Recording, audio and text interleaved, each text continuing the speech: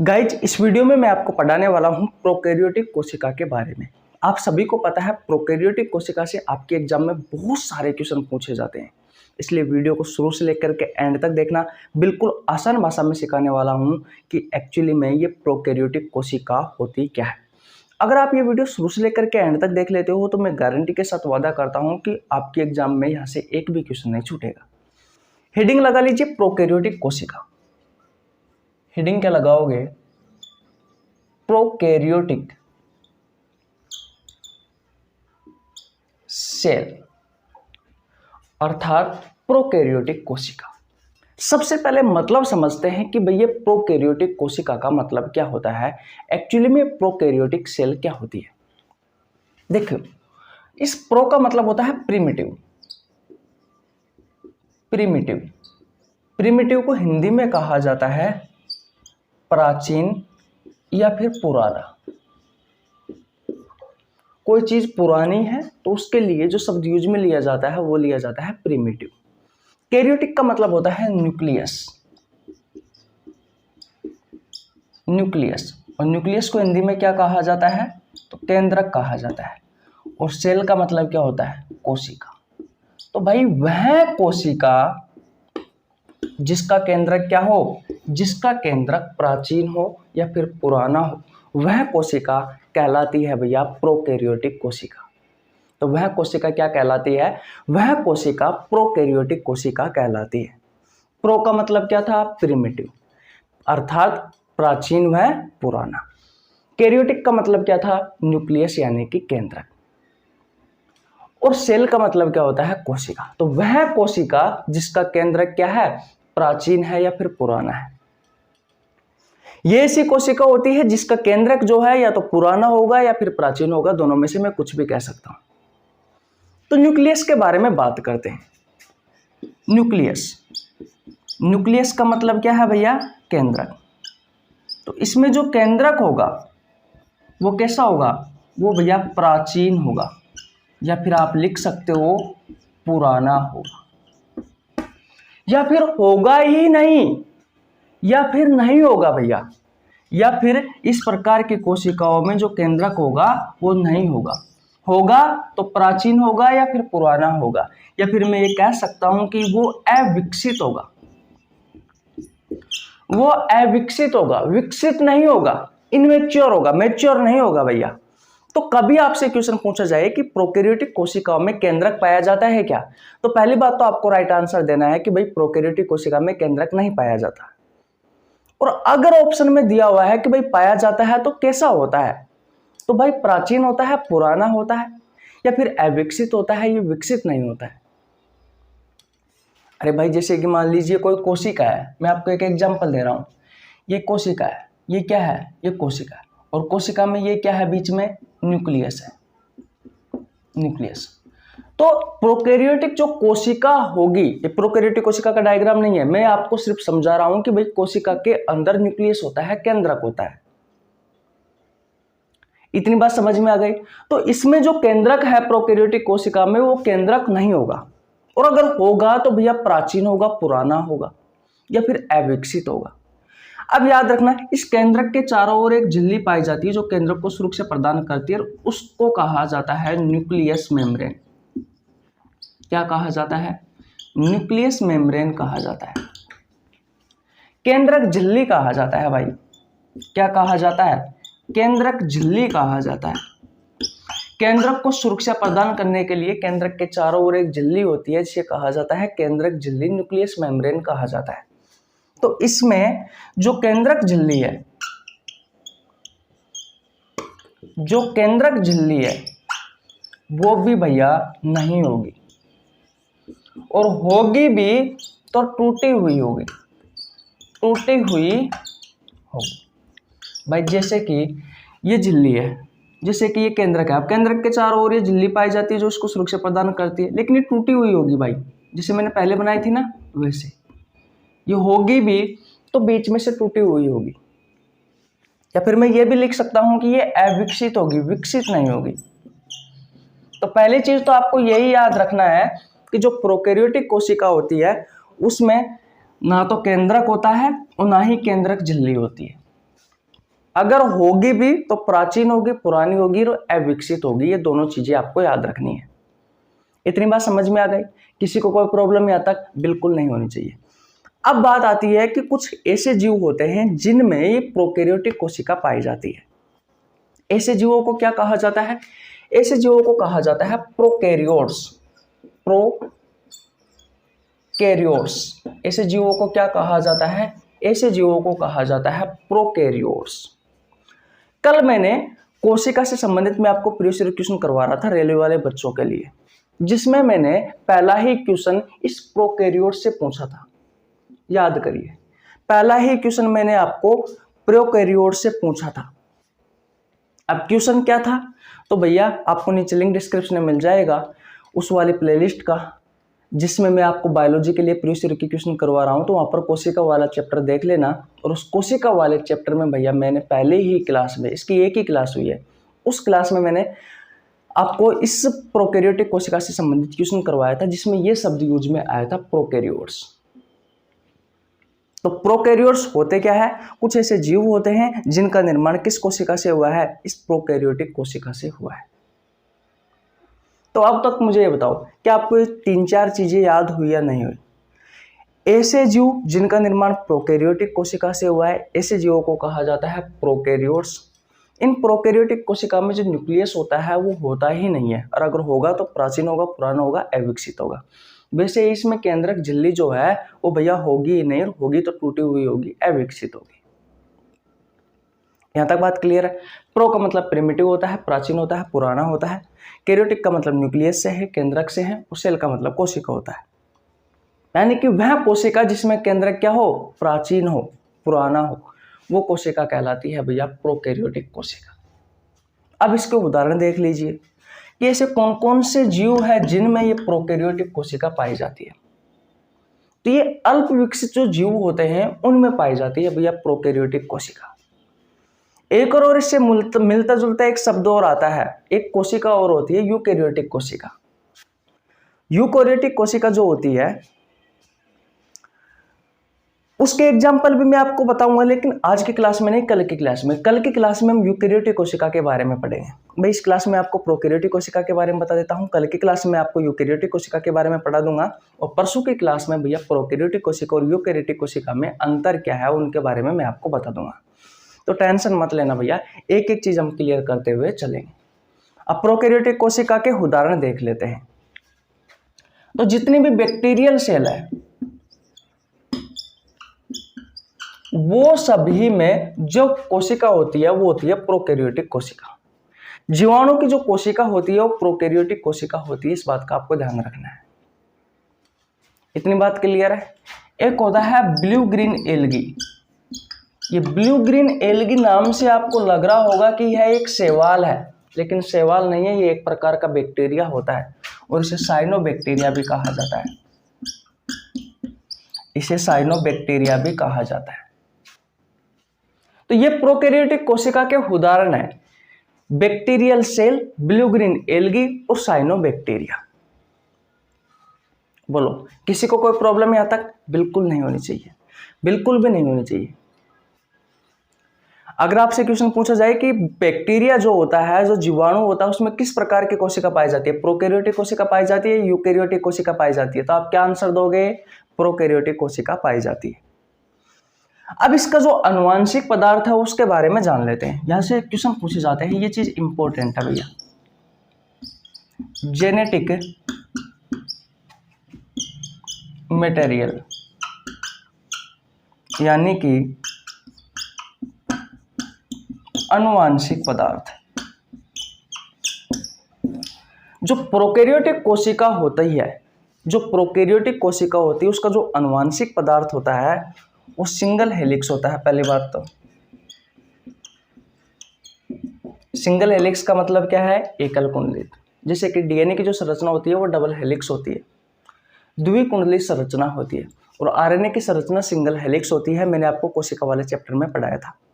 तो वैसे ही ये जो प्रोकैरियोटिक कोशिका है, इसमें का जो आनुवांशिक पदार्थ है, इसका जो जेनेटिक मटेरियल है वो सिंगल हेलिक्स होता है और सर्कुलर होता है। सर्कुलर का मतलब क्या होता है? गोलाकार होता है। तो गोलाकार होता है और भैया सिंगल हेलिक्स होता है, यानी कि एकल कुंडली संरचना होती है। किसकी? इस प्रोकैरियोटिक कोशिका के जेनेटिक मटेरियल की। इस प्रोकैरियोटिक कोशिका के जेनेटिक मटेरियल की। इतनी बात समझ में आ गई? किसी को कोई प्रॉब्लम बिल्कुल भी नहीं होनी चाहिए भैया। अब बात आती है कि भैया ये जो प्रोकैरियोटिक कोशिका है, इसका जो जेनेटिक मटेरियल है उसे हम क्या कहते हैं? तो उसे कहते हैं न्यूक्लियोइड। उसे क्या कहते हैं? न्यूक्लियोइड कहते हैं। ये इंपॉर्टेंट है, स्टार लगा लेना। या फिर इसे हम जीनोफोर कहते हैं भैया। क्या कहते हैं? इसे हम जीनोफोर कहते हैं। न्यूक्लियोइड कह दीजिए या फिर जीनोफोर कह दीजिए। अब देखिए, अब क्वेश्चन आता है कि भाई हमारी एग्जाम में किस तरीके से क्वेश्चन आते हैं। भाई अब बात आती है कि हमारी एग्जाम में किस तरीके से क्वेश्चन आते हैं। तो आपसे क्वेश्चन पूछा जाता है कि जो बैक्टीरिया है, उस बैक्टीरिया का जो आनुवांशिक पदार्थ है उसे हम क्या कहते हैं? तो बैक्टीरिया का जो आनुवांशिक पदार्थ है उसे हम न्यूक्लियोइड कहते हैं या फिर जीनोफोर कहते हैं। क्योंकि बैक्टीरिया किसका उदाहरण है? प्रोकैरियोटिक कोशिका का। और प्रोकैरियोटिक कोशिका का जो आनुवांशिक पदार्थ होता है, जो जेनेटिक मटेरियल होता है, वो सिंगल हेलिक्स में सर्कुलर होता है और उसे हम क्या कहते हैं? उसे हम न्यूक्लियोइड या फिर जीनोफोर कहते हैं। तो यहाँ पर दो क्वेश्चन स्पष्ट रूप से लिखे हुए हैं कि किस प्रकार की कोशिकाओं का आनुवांशिक पदार्थ न्यूक्लियोइड कहलाता है। किस प्रकार की कोशिकाओं का आनुवांशिक पदार्थ न्यूक्लियोइड कहलाता है? तो भैया प्रोकैरियोटिक जो कोशिका होती है, इनका जो आनुवांशिक पदार्थ है वो न्यूक्लियोइड कहलाता है या फिर जीनोफोर कहलाता है। दूसरा क्वेश्चन मैंने लिख रखा है कि जीवाणुओं का आनुवांशिक पदार्थ क्या कहलाता है। दूसरा मैंने लिख रखा है कि जीवाणुओं का जो आनुवांशिक पदार्थ होता है वो क्या कहलाता है। तो भैया क्या कहलाता है? जीवाणुओं का आनुवांशिक पदार्थ न्यूक्लियोइड या फिर जीनोफोर कहलाता है। याद रखना, ये जो जेनेटिक मटेरियल होता है ये केंद्रक में उपस्थित नहीं होता, क्योंकि प्रोकैरियोटिक कोशिकाओं में जो केंद्रक होता है वो पहली बात तो होगा ही नहीं, वो होगा ही नहीं, और होगा तो अविकसित होगा, होगा तो अविकसित होगा भैया। इसलिए याद रखना है कि प्रोकैरियोटिक कोशिकाओं का जो आनुवांशिक पदार्थ होता है, जो जेनेटिक मटेरियल होता है, वो भैया केंद्रक में उपस्थित नहीं होता। लेकिन यूकेरियोटिक कोशिकाओं में ऐसा नहीं होता है। यूकेरियोटिक कोशिकाओं में जो आनुवांशिक पदार्थ होता है वो केंद्रक में उपस्थित होता है, लेकिन प्रोकैरियोटिक कोशिकाओं में जो आनुवांशिक पदार्थ है, जो जेनेटिक मटेरियल है, वो केंद्रक में उपस्थित नहीं होता है। इस चीज का भी आपको ध्यान रखना है। बोलो। देखिए, आपसे आपके प्रतियोगी परीक्षाओं में यहाँ से जो क्वेश्चन पूछे जाते हैं, जो मैं आपको थ्योरी की सहायता से बता रहा हूँ, घुमा फिराकर यहीं से ही क्वेश्चन पूछे जाते हैं भैया। इस चीज का आपको ध्यान रखना है। जो मैं लाइनें बोल रहा हूँ उस लाइन को नोट कर लेना, प्रीवियस ईयर के क्वेश्चन उठा करके देखना, जो मैंने आपको बताया वैसे ही आपके एग्जाम में क्वेश्चन पूछा गया है। अब डायग्राम के बारे में हमें ज्यादा नहीं जानना है, क्योंकि हमारी प्रतियोगी परीक्षाओं में डायग्राम से ज्यादा क्वेश्चन नहीं आते हैं, डायग्राम से क्वेश्चन आते ही नहीं है, और जो आते हैं क्वेश्चन वो मैं आपको पढ़ा रहा हूँ भाई। जैसे कि रेलवे हो गई, एसएससी हो गई, और भी अदर कॉम्पिटिटिव एग्जाम है, इन सभी के लिए ही तो पढ़ रहे हैं। ऐसा नहीं है, बोर्ड एग्जाम वाले भी आप पढ़ सकते हो, लेकिन मैं यहाँ पर आपको डायग्राम की सहायता से नहीं समझा रहा हूँ। हाँ, डायग्राम दिखा दूंगा कि भैया इस प्रोकैरियोटिक कोशिकाओं का चित्र कैसा होता है, मैं आपको बता दूंगा। अब स्क्रीनशॉट लगा दूंगा मैं लास्ट में। मुझे एक चीज समझानी है, जब मैं आपको स्क्रीनशॉट लगा दूंगा इस प्रोकैरियोटिक कोशिकाओं का। तो बोलो, इतनी चीजें समझ में आई या नहीं आई? सबसे पहले तो मुझे बताओ, एक बार और रिवीजन करवाया जाए। ओके, हम प्रोकैरियोटिक कोशिकाओं के बारे में सीख रहे हैं। प्रो का मतलब होता है प्रिमिटिव यानी कि प्राचीन व पुराना, कैरियोटिक का मतलब होता है न्यूक्लियस यानी कि केंद्रक, और सेल का मतलब होता है कोशिका। तो वह कोशिका जिसका केंद्रक क्या हो, प्राचीन हो, पुराना हो। तो इसमें जो केंद्रक होगा वो या तो होगा ही नहीं, और अगर होगा तो प्राचीन होगा या फिर पुराना होगा। भाई प्राचीन होगा या फिर पुराना होगा या फिर अविकसित होगा, आप ये भी कह सकते हो। केंद्रक को सुरक्षा प्रदान करने के लिए केंद्रक के चारों ओर झिल्ली पाई जाती है, इसे केंद्रक झिल्ली कहा जाता है। तो इसमें केंद्रक झिल्ली भी नहीं होगी, और जब केंद्रक ही नहीं होगा तो केंद्रक झिल्ली कहाँ से होगी, या फिर अविकसित होती है। आप इन दोनों के बारे में याद रखना है। दूसरी चीज, इसके एग्जाम्पल क्या है प्रोकैरियोटिक कोशिकाओं के? तो जो बैक्टीरियाओं की कोशिका होती है वो भैया प्रोकैरियोटिक कोशिका होती है, इस बात का आपको ध्यान रखना है। ब्लू ग्रीन एल्गी और साइनोबैक्टीरिया। ब्लू ग्रीन एल्गी एक प्रकार का शैवाल नहीं है, इस बात का आपको ध्यान रखना है, क्योंकि पीछे एल्गी आ रहा है तो बहुत सारे आप ये सोचते होंगे कि भैया ये एक प्रकार का शैवाल है। नहीं भाई, शैवाल नहीं है, ये एक प्रकार का बैक्टीरिया ही है, इसे साइनोबैक्टीरिया भी कहा जाता है। प्रोकैरियोटिक कोशिकाओं का जो आनुवांशिक पदार्थ होता है, जो जेनेटिक मटेरियल होता है, पहली बात तो ये केंद्रक में उपस्थित नहीं होता, क्योंकि इसमें केंद्रक होता ही नहीं है। होता है तो अविकसित होता है, तो इसका जो आनुवांशिक पदार्थ होता है वो केंद्रक में उपस्थित नहीं होता है। इतनी बात क्लियर है। और ये सिंगल हेलिक्स होता है और सर्कुलर होता है, यानी कि गोलाकार होता है, और एकल कुंडलित वाली इसकी संरचना होती है। किसका? इस प्रोकैरियोटिक कोशिका के आनुवांशिक पदार्थ की। और इस प्रोकैरियोटिक कोशिका के आनुवांशिक पदार्थ को क्या कहते हैं? न्यूक्लियोइड या फिर जीनोफोर कहते हैं। इतनी कहानी समझ में आ गई? किसी को कोई प्रॉब्लम बिल्कुल नहीं होनी चाहिए। अब मैं मिटा देता हूँ और आगे बात करते हैं। मिटा दो भैया, ओके। अब मुझे ये बताओ कि भाई जो प्रोकैरियोटिक कोशिका होती है उसमें कौन कौन से सेल ऑर्गेनेज होते हैं, कौन कौन से कोशिकांग होते हैं, बताओ भैया। अब ऐसे क्वेश्चन पूछे जाते हैं आपके एग्जाम में, बताओ। देखिए, सबसे पहले हम बात करते हैं सेल वॉल की। सेल वॉल का मतलब क्या होता है? कोशिका भित्ति। तो क्या प्रोकैरियोटिक कोशिका में कोशिका भित्ति होती है क्या? बिल्कुल होती है भैया। तो ये प्रेजेंट होती है। उसके बाद में सेल मेम्ब्रेन,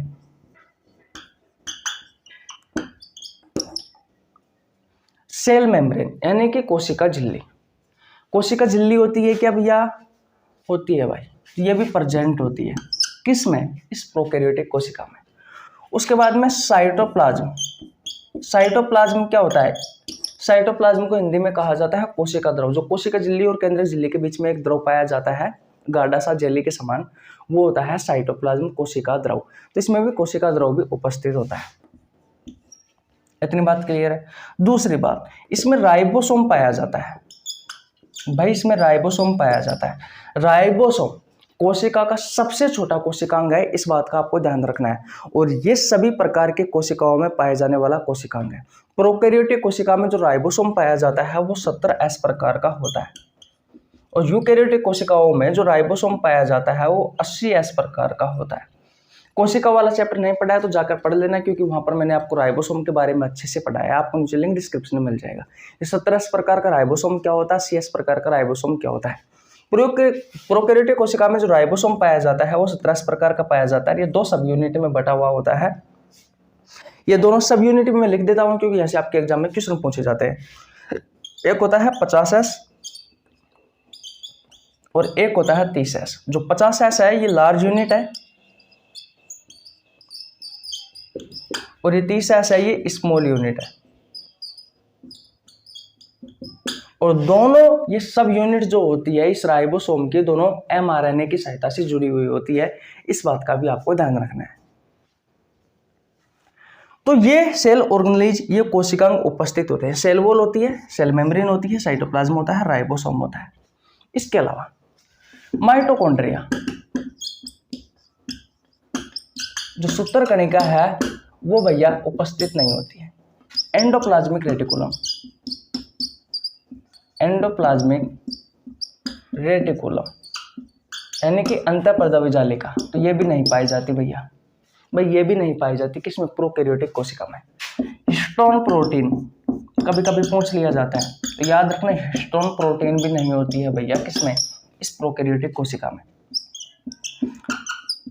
गोल्गी बॉडीज यानी कि गोल्गी बॉडीज यानी कि गोल्जिकाई, तो गोल्जिकाई भी नहीं होता है भैया। इस बात का आपको ध्यान रखना है। इस प्रोकैरियोटिक कोशिका में गोल्जिकाई भी नहीं होता है। उसके अलावा लाइसोसोम, ये लाइसोसोम भी नहीं होता है भाई। तो देखो, माइटोकॉन्ड्रिया सूत्रकणिका नहीं है, एंडोप्लाज्मिक रेटिकुलम अंतःपर्दवी जालिका भी नहीं है, हिस्टोन प्रोटीन भी नहीं है, गोल्जिकाई भी नहीं है, और लाइसोसोम भी नहीं है। तो ये सेल ऑर्गेनेज नहीं होते हैं भैया। भाई ये कोशिकांग नहीं होते हैं इस प्रोकैरियोटिक कोशिका में, ठीक है। और ये सब पाए जाते हैं, इस चीज का आपको ध्यान रखना है। अब लास्ट एंड फाइनल आपसे क्वेश्चन पूछा जाता है कि प्रोकैरियोटिक कोशिका की तुलना किस कोशिकांग से की जाती है। आपके एग्जाम में क्या क्वेश्चन पूछा जाता है कि प्रोकैरियोटिक कोशिका की तुलना किस कोशिकांग से की जाती है, तो किस कोशिकांग से की जाती है? इस माइटोकॉन्ड्रिया से की जाती है। अब माइटोकॉन्ड्रिया से क्यों की जाती है? क्योंकि दोनों की जो संरचना है वो दिखने में एक जैसी होती है। तो मैं आपको डायग्राम लिख दो बता देता हूँ। ये जो आपको संरचना दिखाई दे रही है स्क्रीन पर, तो एक तरफ तो आपको स्क्रीन पर दिखाई दे रही होगी भैया प्रोकैरियोटिक कोशिका की, और एक तरफ आपको दिखाई दे रही होगी यूकैरियोटिक नहीं, माइटोकॉन्ड्रिया की। तो आप देख सकते हो दोनों की जो संरचना है वो बिल्कुल सेम है। तो आपसे ये क्वेश्चन पूछा जाता है कि भैया प्रोकैरियोटिक जो कोशिका होती है उस प्रोकैरियोटिक कोशिका की तुलना किस कोशिकांग से की गई है, तो माइटोकॉन्ड्रिया से की गई है। इस चीज का आपको ध्यान रखना है। अब देखिए, आपकी प्रतियोगी परीक्षाओं में प्रोकैरियोटिक कोशिका से जितने भी क्वेश्चन पूछे गए हैं वो सभी क्वेश्चन मैंने आपको थ्योरी की सहायता से समझा दिए। कल की क्लास में हम यूकेरियोटिक कोशिका के बारे में पढ़ेंगे, परसों की क्लास में हम प्रोकैरियोटिक कोशिका और यूकेरियोटिक कोशिका में अंतर के बारे में हम पढ़ने वाले हैं। वैसे मैंने प्रोकैरियोटिक कोशिका और यूकेरियोटिक कोशिका के अंतर मैंने आपको पढ़ा रखे हैं। अगर आपने नहीं देखी है क्लास है तो जाकर देख लेना, नहीं तो कोई बात नहीं, हम नए सिरे से स्टार्ट कर रहे हैं। आपको एक एक चीज़ बता रहे हैं, आपको बहुत अच्छे से समझ में आएगी। बस आप जुड़े रहिए हमारे साथ और पढ़ते रहिए। गाइज, मेरा नाम रवि है, मैं सभी प्रतियोगी परीक्षाओं के लिए बायोलॉजी पढ़ाता हूँ। जो कंटेंट आपको पेड कोर्स में उपलब्ध नहीं होता है उससे अच्छा कंटेंट देने की कोशिश करता हूँ। आपको हमारे साथ जुड़ने के लिए ₹1 देने की आवश्यकता नहीं है, सिर्फ आपको चैनल को सब्सक्राइब करना है, बेल आइकन को प्रेस करना है ताकि आपके पास हमारे वीडियो का नोटिफिकेशन टाइम टू टाइम पहुंच सके। रेल वाले बच्चों के लिए मैंने बायोलॉजी का एक स्पेशल बैच स्टार्ट कर रखा है, जिसमें मैं आपको बायोलॉजी के प्रीवियस ईयर के क्वेश्चन करवा रहा हूँ चैप्टर वाइज। वो क्लास आती है शाम 7 बजे। इस बैच में मैंने आपको 5 चैप्टर करवा दिए। 6ठा चैप्टर स्टार्ट कर दिया है। ह्यूमन डिसीज हो गया है, विटामिन वाला चैप्टर हो गया है, डाइजेस्टिव सिस्टम वाला चैप्टर हो गया है, एंडोक्राइन सिस्टम वाला चैप्टर हो गया है, सर्कुलेटरी सिस्टम वाला चैप्टर हो गया है। ये 5 चैप्टर करवा चुका। 6ठा चैप्टर कल ही स्टार्ट किया था मैंने, कोशिका वाला चैप्टर, सेल वाला चैप्टर, तो उसकी भी एक क्लास हो चुकी है। तो अगर आपने वो बैच ज्वाइन नहीं किया तो बिल्कुल फ्री ऑफ कॉस्ट, आपको ₹1 देने की आवश्यकता नहीं है, जाकर देख लेना।